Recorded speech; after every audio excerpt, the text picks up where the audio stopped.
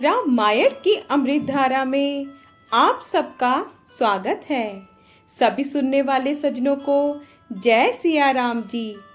रामायण के पिछले भाग में आपने वहां तक सुना था जब गिद्धराज जटायु अपने आंखों में जल भरकर प्रभु की स्तुति करता है और कहता है, वे ही मेरे हृदय में निवास करें जिनकी पवित्र कीर्ति आवागमन को मिटाने वाली है।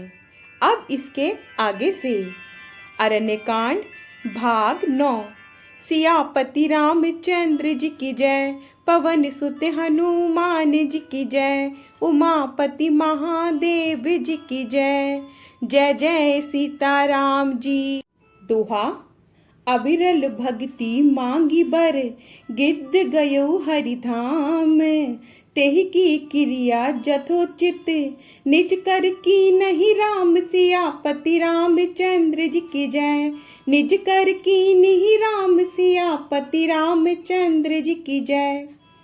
अखंड भक्ति का वर मांगकर गिद्धराज जटायु श्री हरि के परम धाम को चला गया। श्री रामचंद्र जी ने उसकी देह कर्म आदि सारी क्रियाएं यथा योग्य अपने हाथों से की। श्री रघुनाथ जी अत्यंत कोमल चित्त वाले, दीन दयालु और बिना ही कारण कृपालु हैं। गिद्ध पक्षियों में भी अधम पक्षी और मांसाहारी था। उसको भी वह दुर्लभ गति दी जिसे योगी जन मांगते रहते हैं। शिव जी कहते हैं कि हे पार्वती सुनो, वे लोग अभागे हैं जो भगवान को छोड़कर विषयों से अनुराग करते हैं। फिर दोनों भाई सीता जी को खोजते हुए आगे चले। वे वन की संघनता को देखते जाते हैं। वे संघन वन लताओं और वृक्षों से भरा है। उसमें बहुत से पक्षी, मृग, हाथी और सिंह रहते हैं। श्री राम जी ने रास्ते में आते हुए कम्बंध राक्षस को मार डाला। उसने अपने पाप की सारी बात कही। मन, वचन और कर्म से कपट छोड़कर जो भूदेव ब्राह्मणों की सेवा करता है, मुझ समेत ब्रह्मा, शिव आदि सब देवता उसके वश में हो जाते हैं। श्राप देता हुआ, मारता हुआ और कठोर वचन कहता हुआ भी ब्राह्मण पूजनीय हैं। ऐसा संत कहते हैं। शील गुण से हीन भी ब्राह्मण पूजनीय हैं और गुण गणों से युक्त और ज्ञान में निपुण भी शूद्र पूजनीय नहीं हैं। श्री राम जी ने अपना धर्म भागवत धर्म कहकर उसे समझाया। अपने चरणों में प्रेम देखकर वह उनके मन को भाया। तदंतर श्री रघुनाथ जी के चरण कमलों में सिर निवाकर वह अपनी गति गंधर्व का सब रूप पाकर आकाश में चला गया। उदार श्री राम जी उसे गति देकर शबरी जी के आश्रम में पधारे। शबरी जी ने श्री रामचंद्र जी को घर में आया देखा। तब मुनि के वचनों को याद करके उनका मन प्रसन्न हो गया।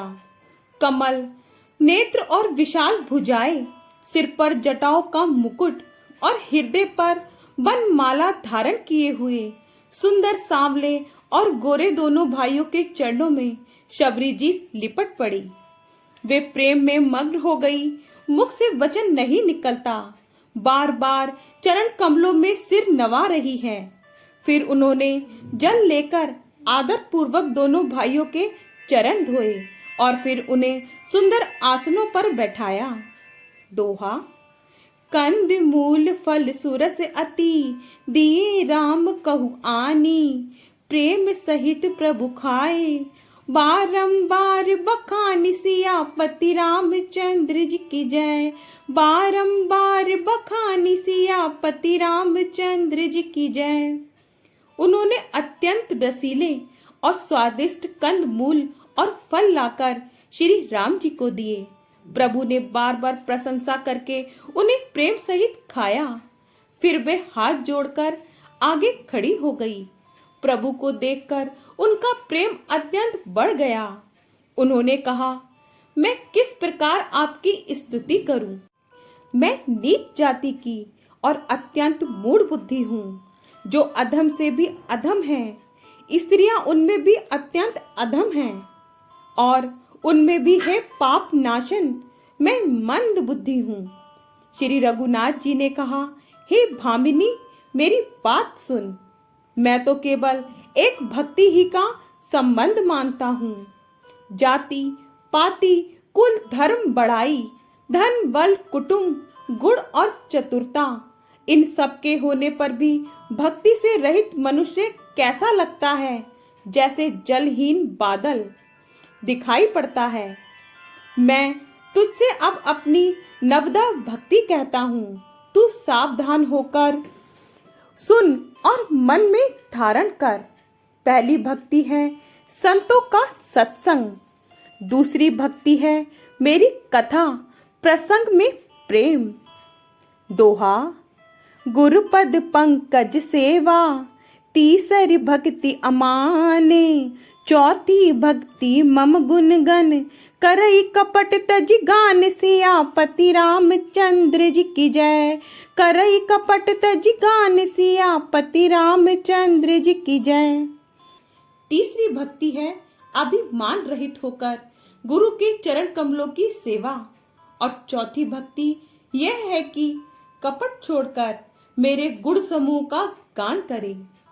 मेरे राम मंत्र का जाप और मुझ में दृढ़ विश्वास, ये पांचवी भक्ति है जो वेदों में प्रसिद्ध है। छठी भक्ति है इंद्रियों का निग्रह, शील, अच्छा स्वभाव या चरित्र, बहुत कार्यों से वैराग्य और निरंतर संत पुरुषों के धर्म आचरण में लगे रहना। सातवीं भक्ति है जगत भर को समभाव से मुझ में ओत प्रोत राम में देखना और संतों को मुझसे भी अधिक करके मानना। आठवीं भक्ति है जो कुछ मिल जाए उसी में संतोष करना और स्वप्न में भी पराये दोषों को ना देखना। नवीं भक्ति है सरलता और सबके साथ कपट रहित बर्ताव करना, हृदय में मेरा भरोसा रखना और किसी भी अवस्था में हर्ष और विषाद का ना होना। इन नवों में से भी जिनके एक भी होती है, वह स्त्री पुरुष जड़ चेतन कोई भी हो, हे भामिनी, मुझे भी अत्यंत प्रिय हैं। फिर मुझ में तो सभी प्रकार की भक्ति दृढ़ है। जो गति योगियों को भी दुर्लभ है, वही आज तेरे लिए सुलभ हो गई है। मेरे दर्शन का परम अनुपम फल यह है कि जीव अपने सहज स्वरूप को प्राप्त हो जाता है। हे भामिनी, अब यदि तू गजगामिनी जानकी की कुछ खबर जानती हो तो बता। शबरी ने कहा, हे रघुनाथ जी, आप पंपा नामक सरोवर को जाइए, वहां आपकी सुग्रीव से मित्रता होगी। हे देव, हे रघुवीर, वह सब हाल बतावेगा। हे धीर बुद्धि, आप सब जानते हुए भी मुझसे पूछते हैं। बार बार प्रभु के चरणों में सिर निवाकर प्रेम सहित उसने सब कथा सुनाई। आगे का भाग कल। जय सिया राम जी। आपको पसंद आए तो लाइक शेयर कमेंट्स कीजिए और हमारे चैनल को सब्सक्राइब कीजिए। जय सिया राम जी।